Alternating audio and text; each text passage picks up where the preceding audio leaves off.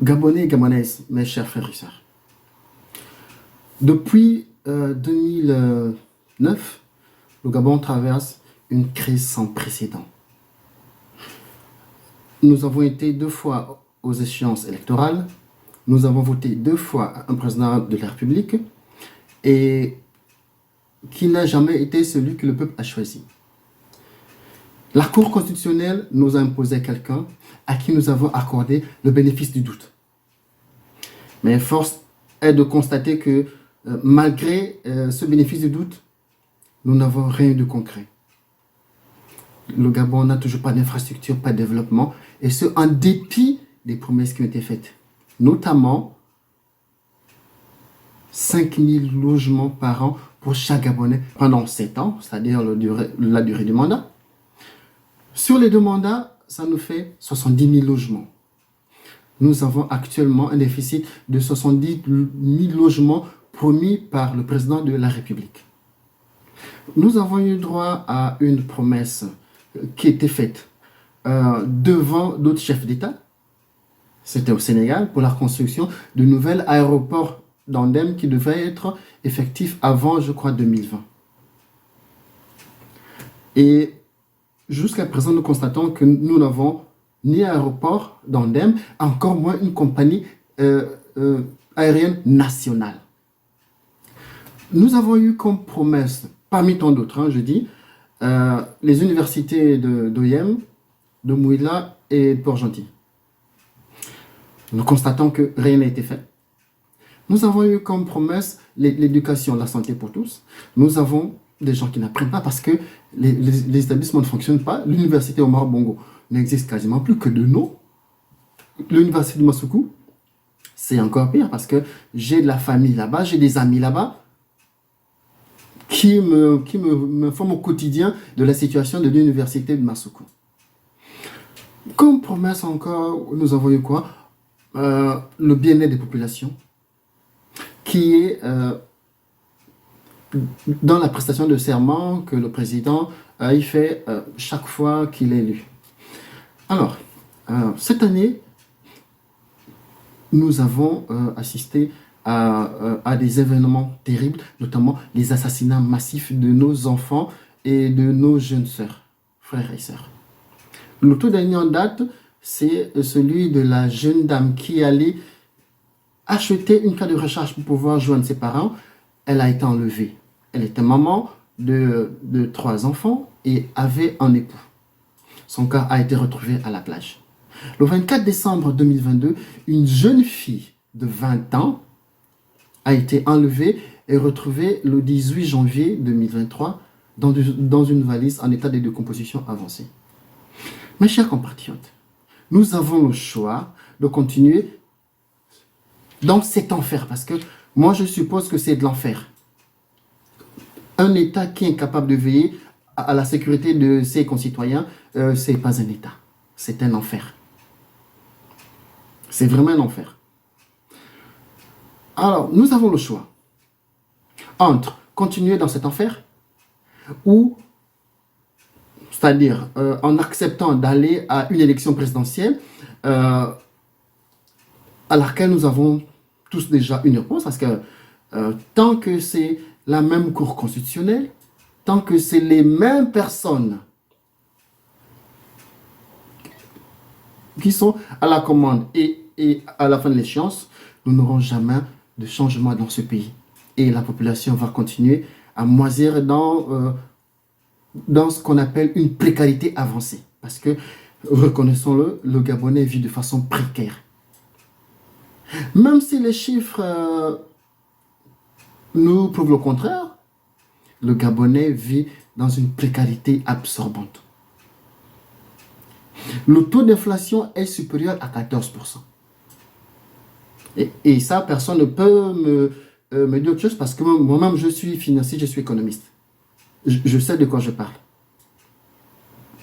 Les Gabonais n'ont pas de maison. Nos jeunes sœurs, pour ceux qui peuvent le faire dans des hospices, accouchent à même le sol. J'ai des images des femmes qui ont leur bébé à Jeanne-Ébori, qui ont couché à même le sol. À l'hôpital général de Libreville, les femmes accouchent à même le sol. Et dans nos villages, les femmes accouchent dans les maisons.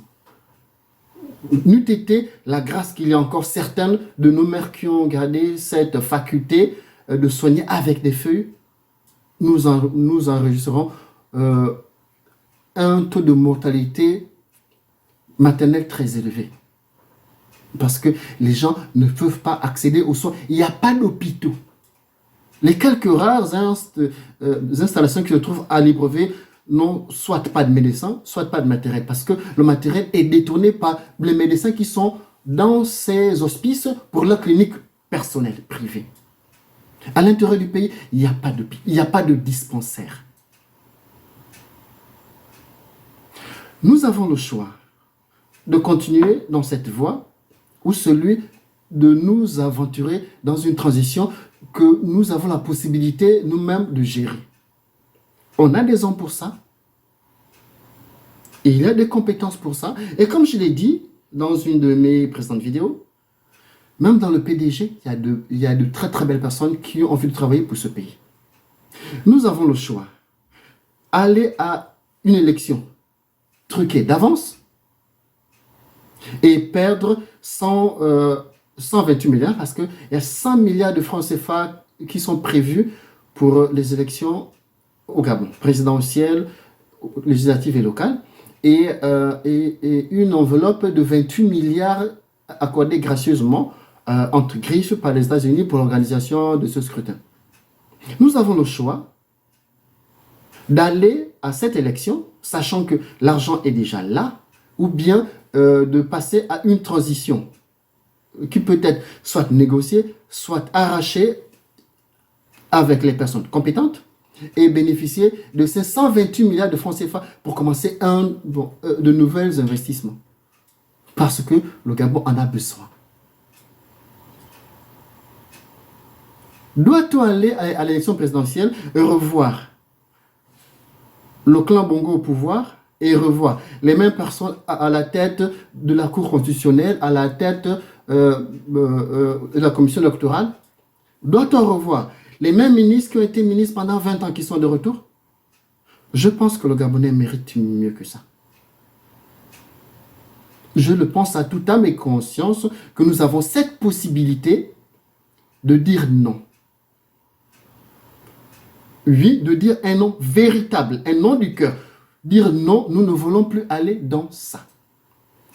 Au Gabon, nous sommes à peine 2 millions d'habitants, nous avons 45 ministres. C'est pas possible. C'est inadmissible. Les Gabonais meurent de faim dans leur propre pays, c'est inadmissible. C'est inadmissible. Gabonais, quel que soit ce que nous consommons, réveillons-nous. Sauvons notre pays. Nous avons cette possibilité de le faire. Je vous exhorte de vous mettre debout, de nous mettre debout comme un seul homme.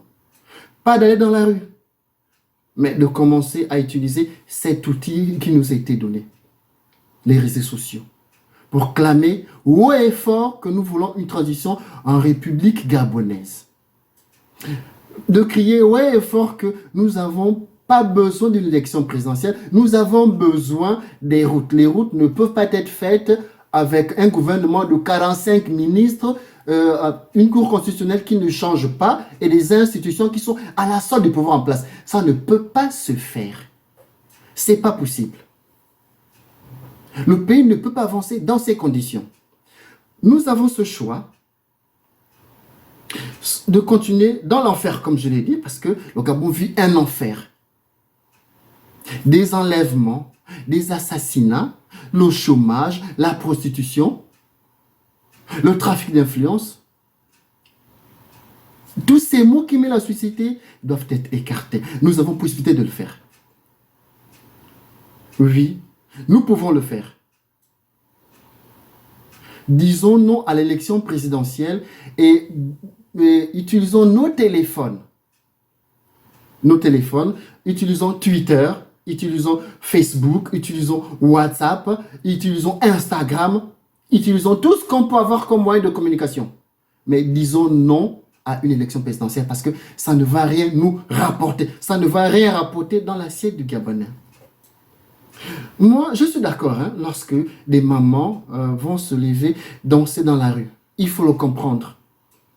Une maman qui n'a pas de travail, qui ne peut pas travailler parce que son pays ne permet pas qu'elle puisse travailler, qui a des enfants à la maison, n'a pas de choix que d'aller dans la rue, danser, avoir un t-shirt et 10 000 francs pour pouvoir s'acheter un sac de riz.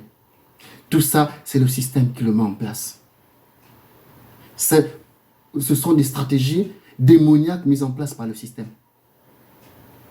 Appauvrir pour mieux dominer. Tant que les Gabonais mourront de faim, ils vont courir vers ces personnes.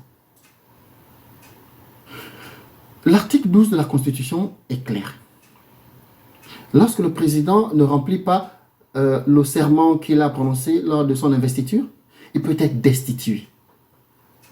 Et la destitution du président de la République ne peut se faire que par la Haute Cour de justice, qui n'est pas un organe permanent.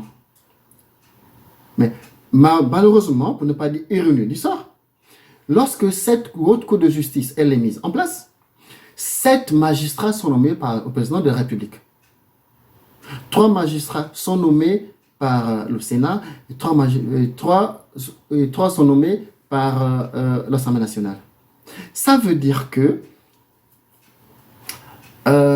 des magistrats qui auraient été nommés, pas élus, mais nommés par le président de la République, ne peuvent en aucun cas émettre une décision de destitution à l'encontre de ce dernier.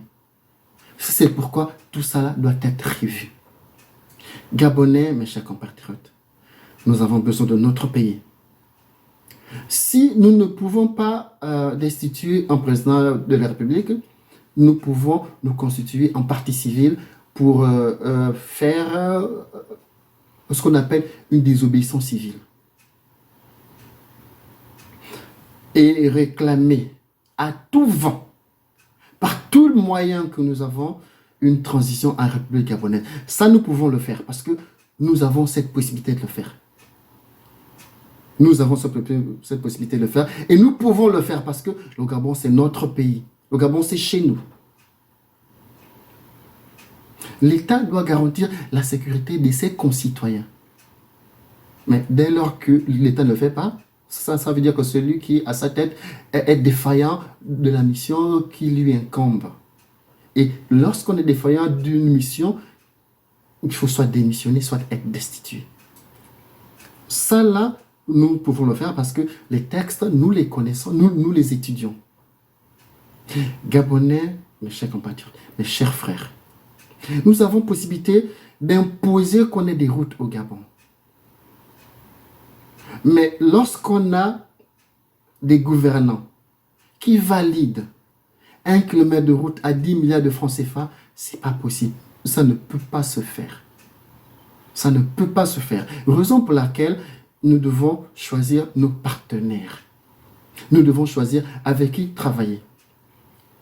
Et j'insiste sur un fait, le gouvernement de transition qui sera mis en place avec un vice-président et un président de la transition, une commission se sera mise en place pour enquêter sur les dérives de l'État.